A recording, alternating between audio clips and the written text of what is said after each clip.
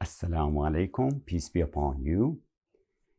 The topic of polygyny, or commonly referred to as polygamy, has been brought up in many occasions by critics of Islam and or those who do not have a good understanding of Islamic view on this topic, hence claiming that Islam says Muslim men can or should have multiple wives. First, let's clarify the terminology. The general term for a man or a woman having multiple spouses is polygamy. However, the specific term for a man having multiple wives is polygyny, which is the topic of our lecture today. There's also a term polyandry, which is used for a woman having multiple husbands, which is not allowed in Islam for multiple reasons. Among several categories of women forbidden to marry by a man, one of which is married women, mentioned in the Quran, chapter 4, verses 22 through 24. However, our topic of discussion today is Islam and polygyny, which I urge you to listen to all of it because we cover various aspects. As Muslims, we need to educate people about Islam. The task that starts with educating ourselves, not only about the faith itself, but also the misconceptions and or misunderstandings that often exist among non-Muslims and even some Muslims. In order to build a good, righteous, happy, and successful society, Islam focuses on building the character of each individual within the society first, then puts its emphasis on what we call the institution of family, which is the cornerstone of each society. The institution of family starts with the marriage between the eligible men and women within the society. It is within the confines of marriage that intimacy between a man and a woman is allowed in Islam. Quran reminds men, "Hunna libasun lakum wa antum libasun lahunna." Your wives are a garment to you and you are a garment to them, suggesting that marriage provides warmth, comfort, and protection, much like a garment. More on the topic of marriage in an earlier lecture called Marriage and Divorce. Before we get to Islamic view on polygyny, let's get a historic and pre-Islamic background on this topic. According to Tara Delici, who teaches evolutionary psychology, historically, polygyny has been the most common mating system and has been recorded to occur in most of the world's major civilizations, including most of Asia, the Middle East, the New World, and even Western Europe. The most powerful men in these civilizations would have hundreds or even thousands of wives. As only a small percentage of the men in these civilizations had such resources and power to support women, a rather large percentage of the male population would not get to mate at all. In the Middle Ages, however, monogamous marriages between one woman and one man became socially imposed, according to her, in Western Europe. This was due to the increasing demand for kingdoms to be able to defend themselves against the rival kingdoms. And the powerful rulers were willing to give away their multiple wives to the poorer men in the kingdom in exchange for their cooperation to help defend the kingdom. According to New World Encyclopedia, Historically, polygyny has been socially acceptable in the majority of cultures. Nevertheless, the majority of human marriages have been monogamous. The reason for human beings maintaining unique relationships with one mate have varied, including demographics, economics, and religious concerns. Circumstances often resulted in polygyny being advantageous to the maintenance and development of particular societies. Then goes on to say polygyny was practiced by most of the patriarchs, such as Abraham, Jacob, Moses, and David, as recounted in the Hebrew Bible and the Old Testament. And it was practiced throughout the time of the New Testament up until the 11th century. According to Britannica, where mortality rates of men consistently exceeded those of women, polygyny can be seen as a resolution to the deficit of males and the surplus of females. Socially, co-wives and their children may accrue enhanced status and prestige as members of a larger and therefore inherently prosperous household. In societies that provide no institutionalized role for unmarried women, the status of a co-wife may be preferable to that of a single woman. Now, prior to emergence of Islam in Arabia, there existed both polygynous and polyandrous as well as monogamous marriages. However, it was customary for men to marry women without limit, a practice that ended with the advent of Islam.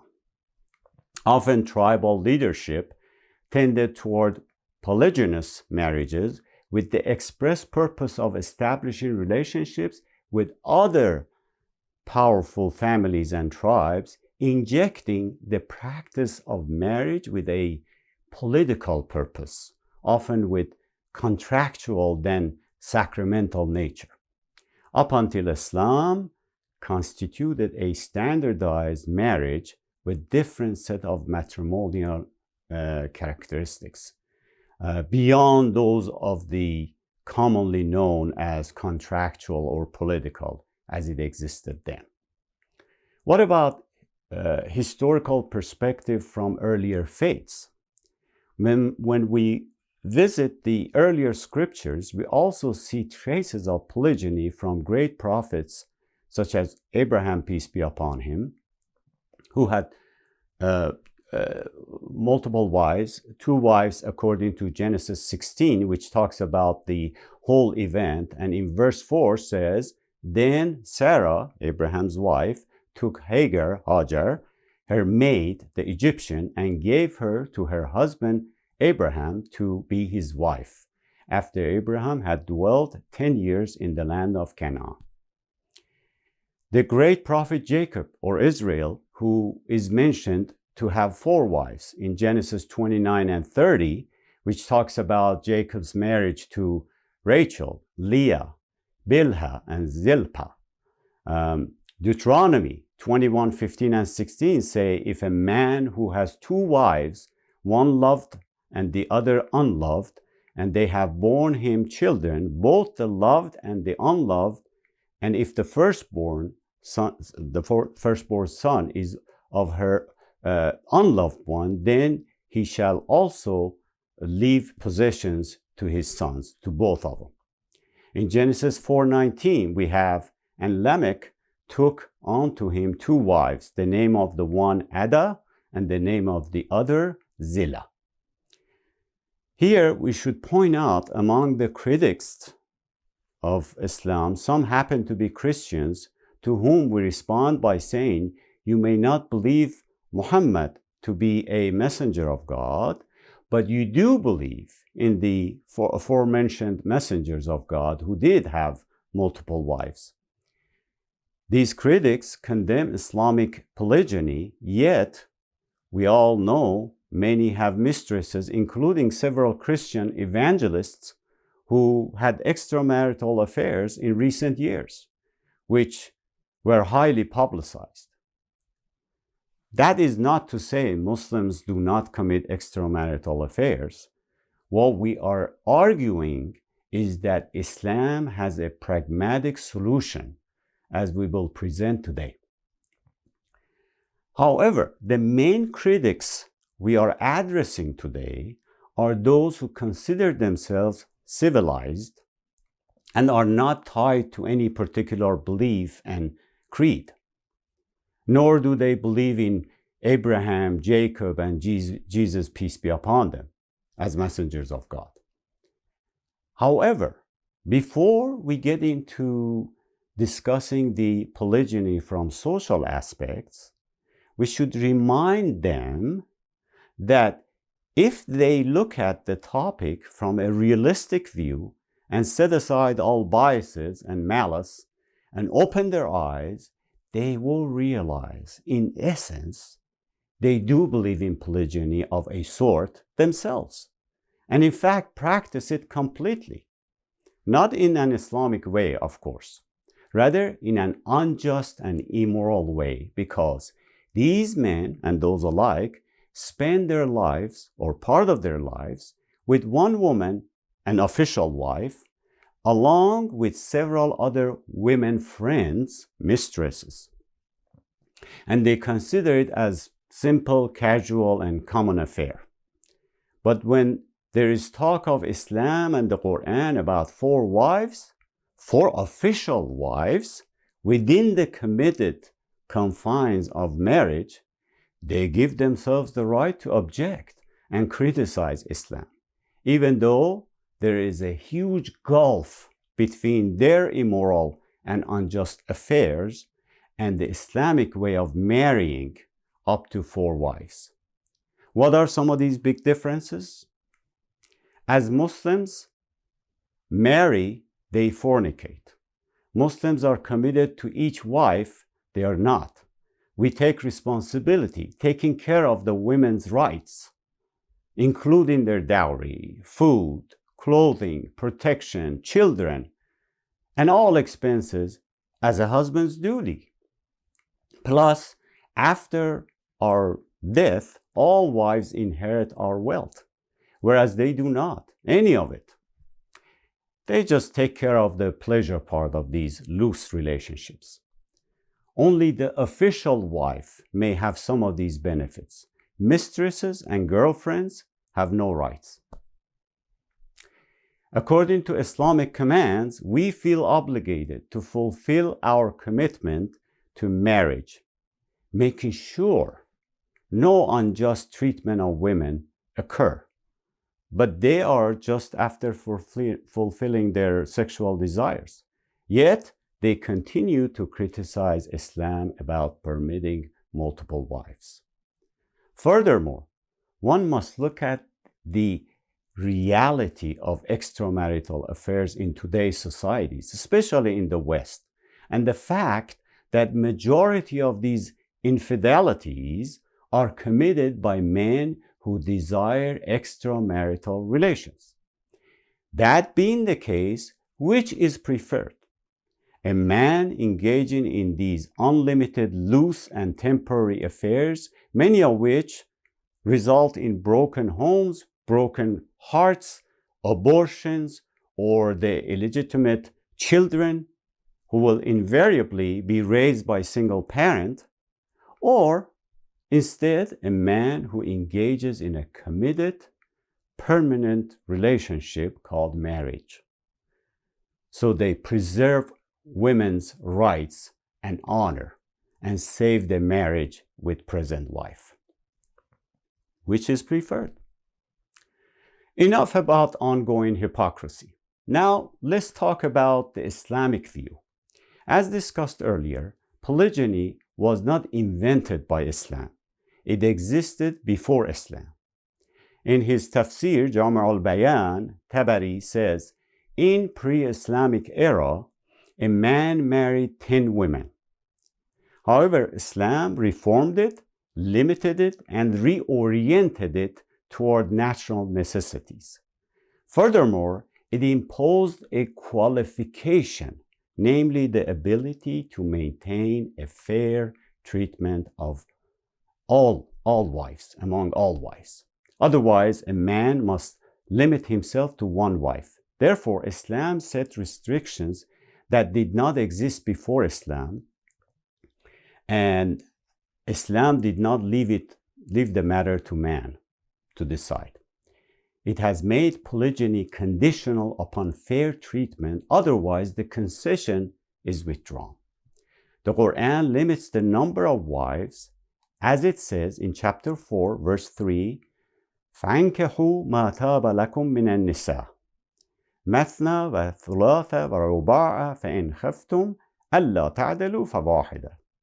Then marry women of your choice, 2 or 3 or 4, but if you fear that you will not be just, then marry one only. Notice the following points regarding this verse. Number 1, this is the only verse the Quran discusses multiple wives, and only incidentally, rather than having a separate section or a verse devoted to it. Number 2, the verse does not say a man must marry 4 wives. It rather says 2 or 3 or 4 and leaves marrying one as default, which means more than one is not required, rather permitted. Number 3, the verse limits it to 4. Number 4 then says if you fear that you will not be just, will not treat them equally, cannot take care of them equally, cannot divide your attention equally, then marry only one. In fact, in verse 129, same chapter 4, it emphasizes فَلَا تَمِيلُوا كُلَّ الْمَيْلِ فَتَذَرُوهُ كَالْمُعَلَّقَةِ. So do not incline completely toward one and leave another hanging. The fairness that need to be maintained is fairness in treatment, financial support, and all practical aspects of married life. Love and feelings are not included in this condition of fairness simply because these are not controlled by man's will. Because of this aspect, God rules out the possibility of maintaining justice between one's wife in the later verse 129, which states, and you will never be able to be equal in feelings between wives, even if you should strive to do so. So do not incline completely toward one and leave another one hanging. By the way, some people quote this verse in support of their argument that Islam does not permit polygyny. God does not permit something in one verse and then forbid it in another. The fairness required in verse 3 is that which relates to treatment, financial support, and other practical aspects of marriage. It is when one feels unable to maintain this type of fairness that one must not marry more than one. What verse 121 means is that nothing should be withheld from one wife when it is allowed to another. Back to verse 3, the Noble Quran is the only holy scripture that contains the phrase, marry only one.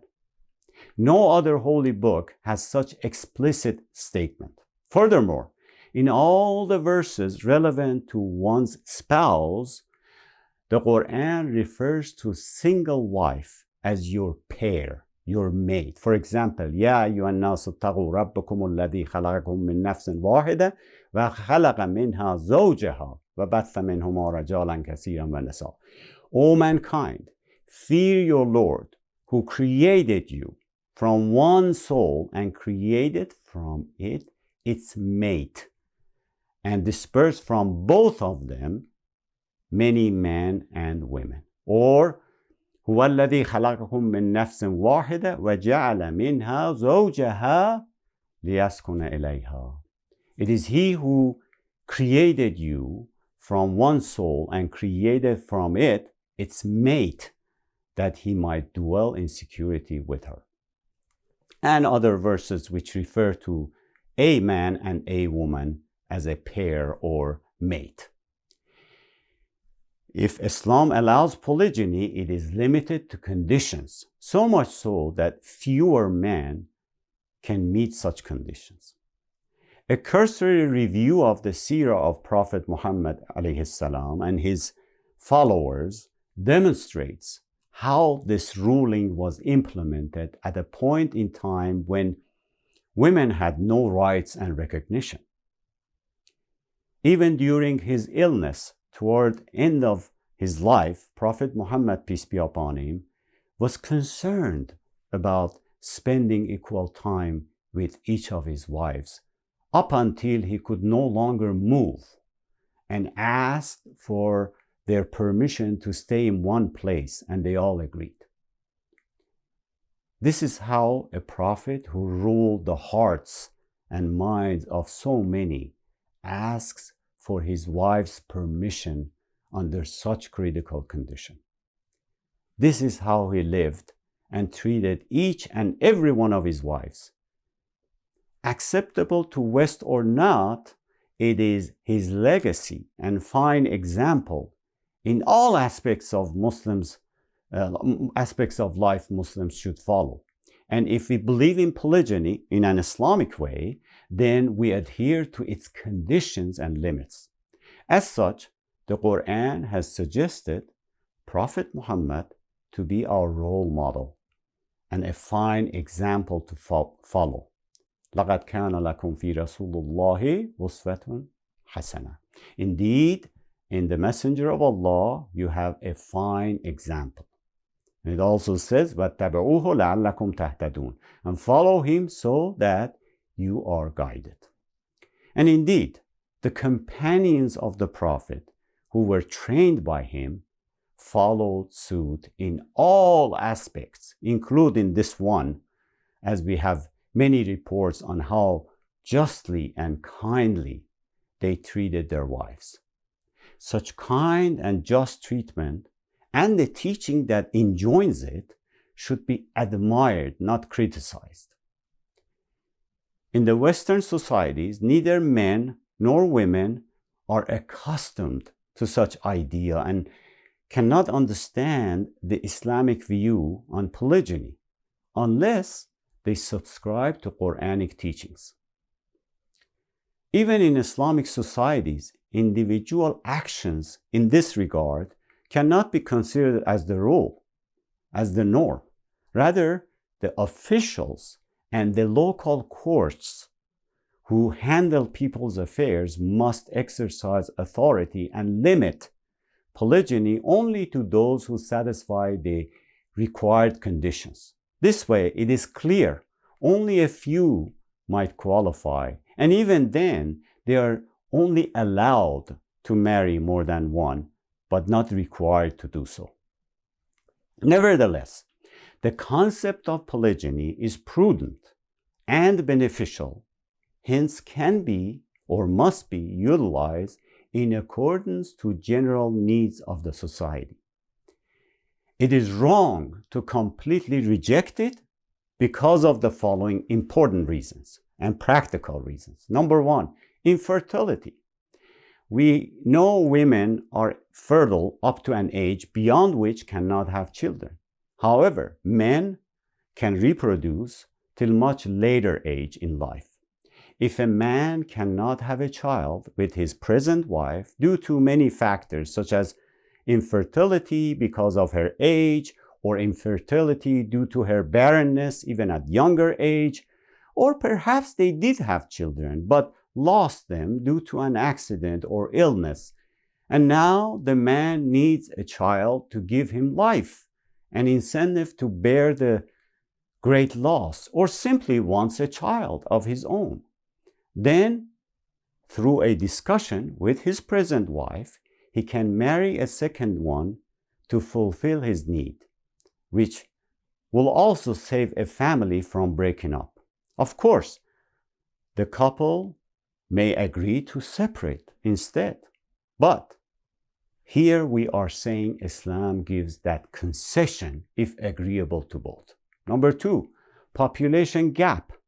In many countries around the world, there is a continued population gap or imbalance between the male and female population, female being higher, due to following facts. A, likelihood of male infants dying in early ages. According to Our World in Data, in nearly every country, boys are more likely to die in childhood age than girls. There are biological reasons for this. Boys are more susceptible to birth complications and infectious diseases. B, population gap due to lifespan. Generally speaking, men have shorter lifespan than women. C, population gap due to external factors, such as wars and conflicts. The population gap gets wider in war times because when wars occur in the present as well as the past, almost all of fighting soldiers are men, many of whom never return. Hence, the gap created by such conflict lingers on. As a result of above factors, we have this population gap between male and female. For example, according to Statista website, the number for women population in US has consistently been about 5 million more than the population of men in a survey between 1980 to 2020. As of July 1st, 2020, there were 162 million males and 167 million females living in the US. To put it in a perspective, this means if every eligible woman married an eligible man in the US, then there will be 5 million women left, of whom a percentage is eligible to marry but without an available man to marry. And this gap is projected to continue. In Germany, the gap is 1 to 1.5 million, according to the same source. In France, the gap is 2 million more women in 2020 than men. According to Our World in Data, in 2020, the population of female were anywhere from 51% to 54%, or 1 to 4% over males. In European and American continents, with Russia and few Eastern European countries leading the chart, close to 54% or 4% women over men. I mention mainly the West because the Western countries keep more accurate data, tracking and historical statistics than Asian or African countries.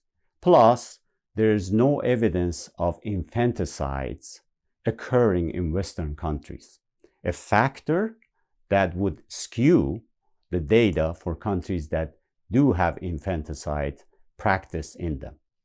It is due to this gender population gap in various countries where there are many unmarried, unsupported women, some of whom do engage in casual and immoral relations due to their needs.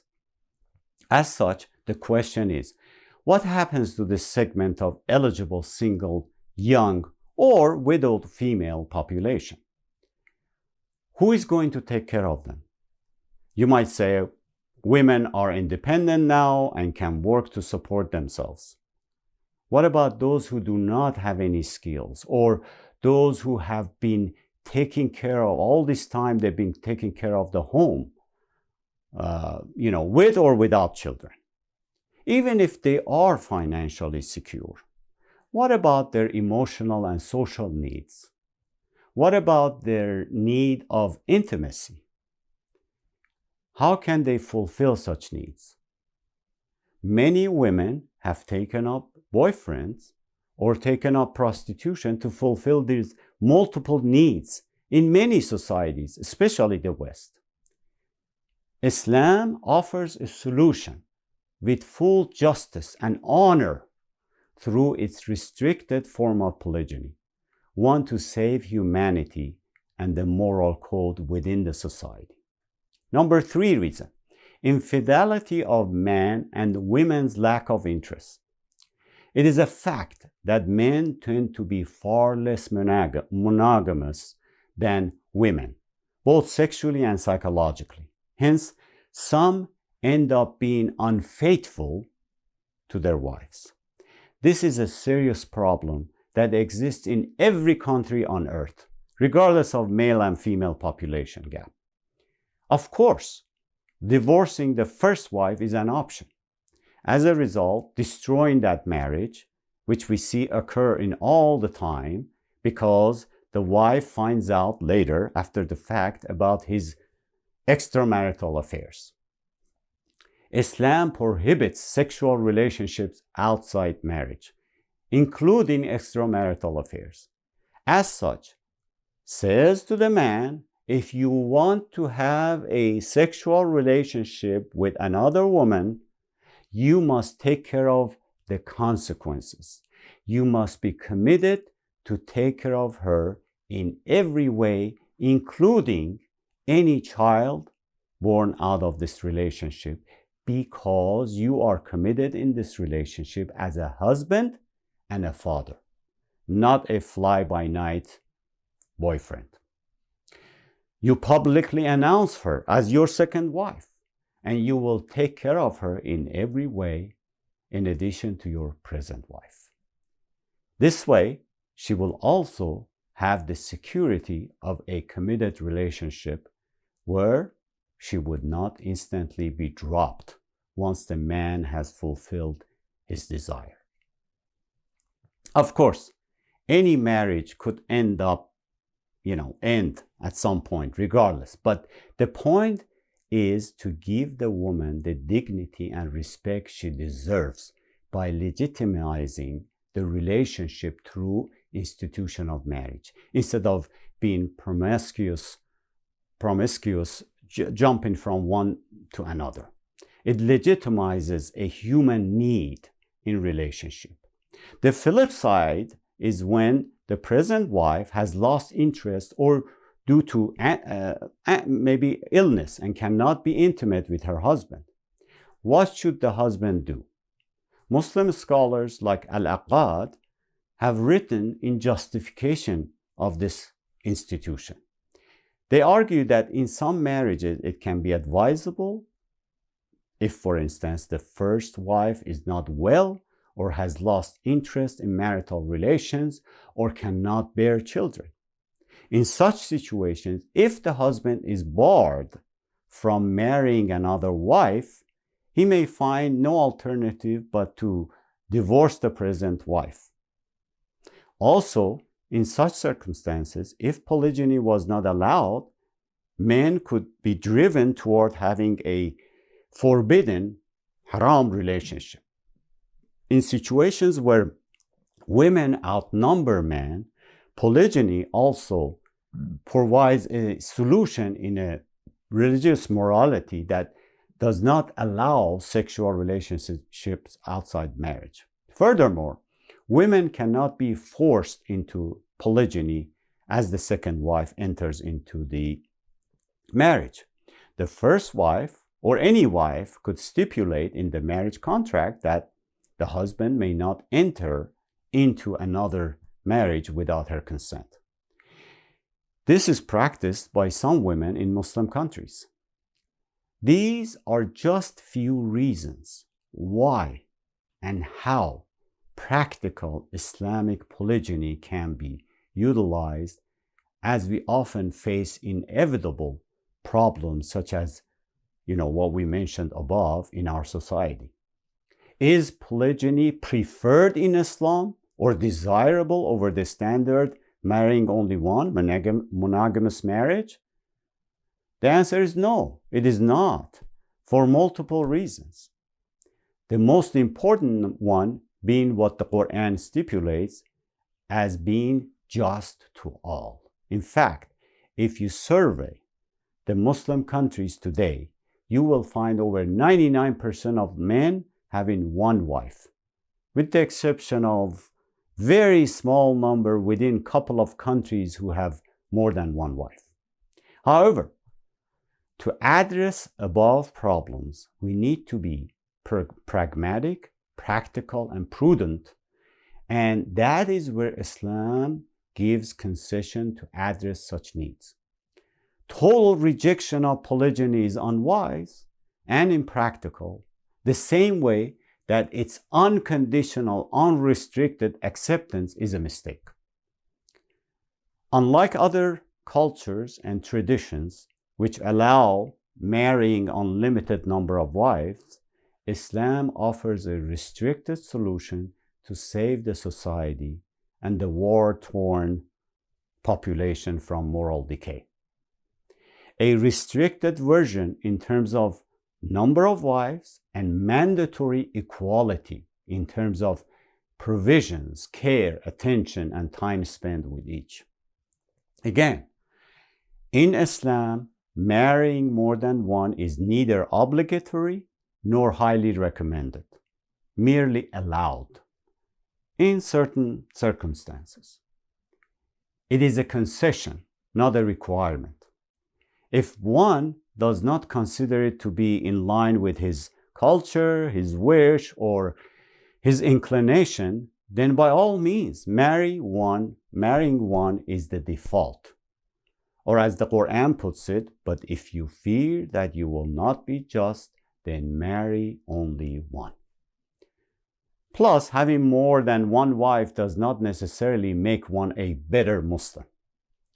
At the end, it is an option if one thinks his circumstances allow him to do so. At the same time, it is understood that there are some negative aspects to it, namely the present wife's difficulty in accepting and willingness to consent, plus the man's obligation to take on such commitment. But in totality, the benefit to society outweighs the underlying difficulties. That is why it is optional, meaning it's not for everyone, and only those who are willing and committed to take on the task and adhere to the conditions stipulated as above are given the permission to do so. In today's societies where you have all kinds of relationships, mistresses, concubines, and all kinds of marriages, man to man and women to women, why can't a married man who wants to take care of another woman or a widow and her children be allowed to marry her? At the end, Islam is a practical and constructive system for human life, which is consistent with human nature and humans' constitution, needs, and changing circumstances. Islam does not raise the specter of hollow idealism that clashes with man's nature and the needs of his practical life. It is a system that cares about human morality and the purity within society. It does not allow a situation that is likely to lead to moral decay and the corruption of society. It creates a social order that promotes moral values in a society with minimum effort on the part of both the individual and the society. We have to keep all these essential qualities of the Islamic system in mind when we look at the question of polygyny. We see firstly that there have always been many practical cases in different societies, in the past and in the present, where the number of women of eligible age exceed the number of men who can marry. How do we deal with this gap, which happens from time to time in different ratios and societies which cannot be overlooked? Do we simply ignore and do nothing? Actions must be taken, as we find ourselves facing three options. Option number one, each man who is fit to get married marries one eligible woman. Therefore, a number of eligible women, according to the ratio of imbalance, will inevitably remain outside marriage, going through their lives without ever knowing a man. This option clashes with human nature and places a great burden on the woman who is made to go through life without ever having a man to share her life with. This fact cannot be ignored, even on the basis of idealistic claims that argue when a woman works and earns her own living, she does not need a man. The need goes much deeper than financial. Neither a job nor a high income can replace a woman's natural need to live normally with a man, to satisfy her physical urges as well as her emotional and spiritual needs, and to have a companion and possibly children with whom to share her life. A man works and earns his living, yet this too is not enough for him. Therefore, he seeks a partner and a companion. Men and women are alike in this regard because they descend from a single soul. Option number two. Every man who can marry gets married to one woman in a healthy, legitimate relationship. He then has an affair or a short-term relationship with one or more of the women who do not have legitimate male partners. In this way, these women associate with men in an illegitimate, uncommitted, and hypocritical way. This second option is in sharp conflict with Islam and a virtuous Islamic society, which is based on serious morality, committed relationships, and with woman's human dignity in mind. Those who do not care when immorality spreads in society are the very people who boast that they know better than God and presumptuously criticize God's law because they think they know better.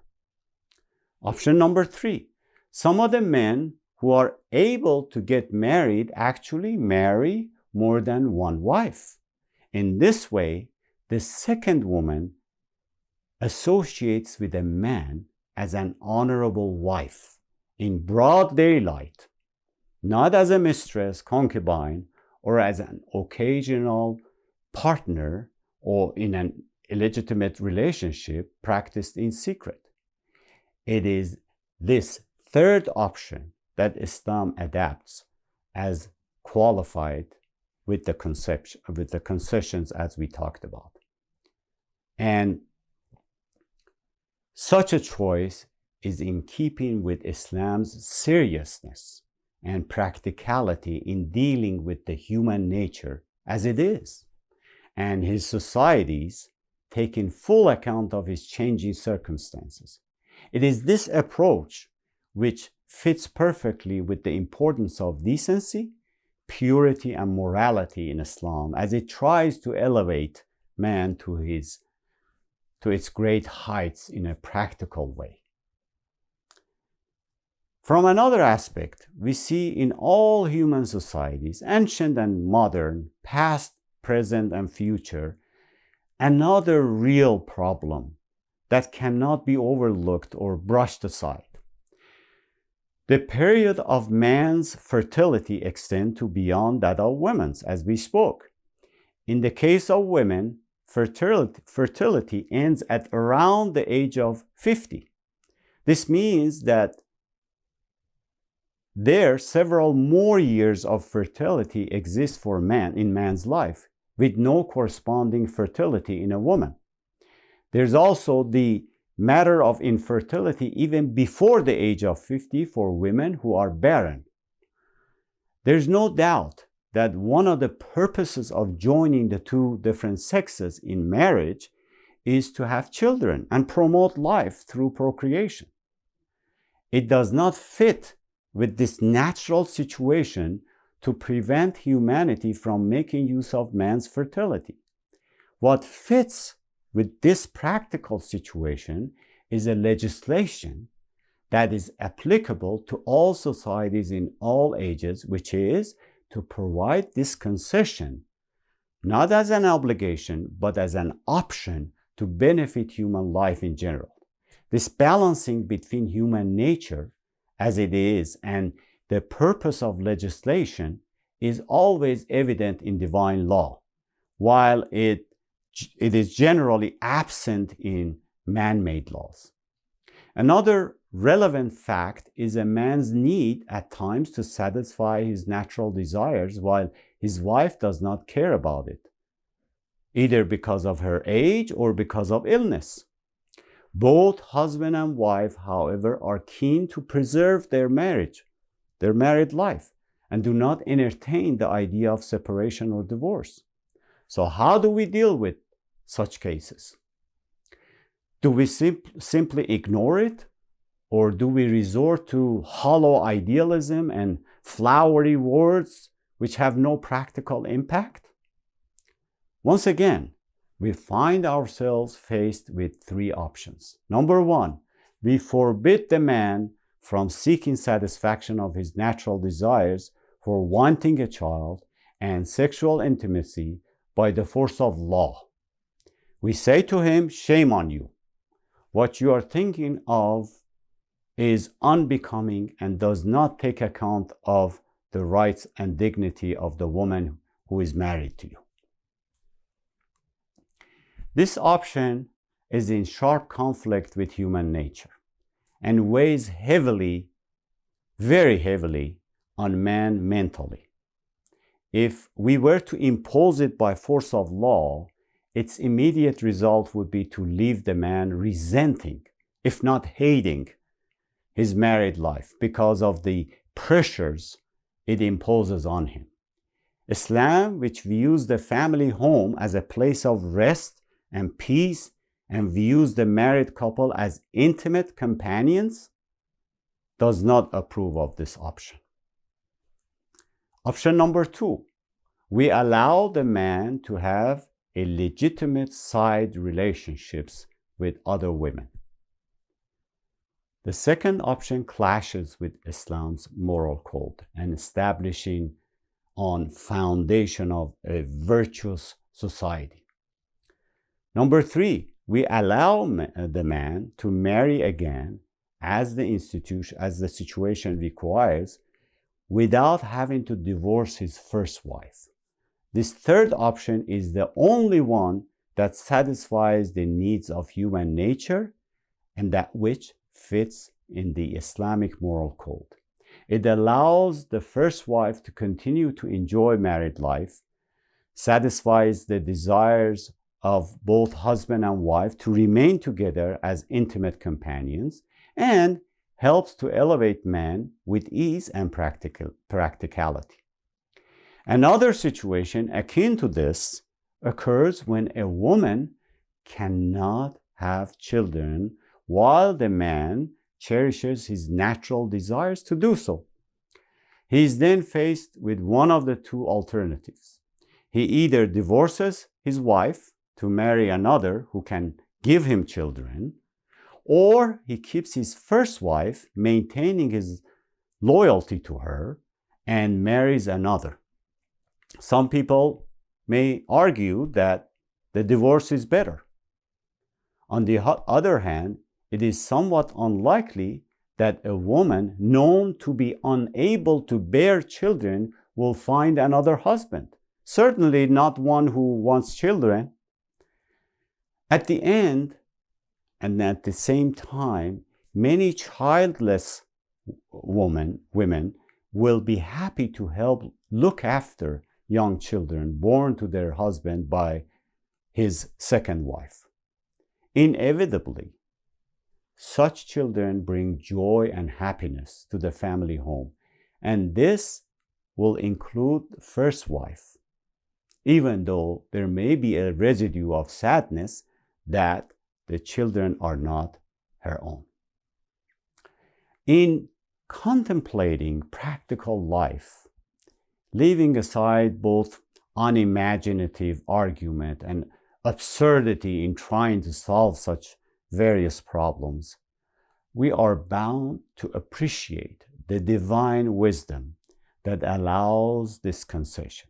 Naturally, it is qualified with the need to maintain fairness.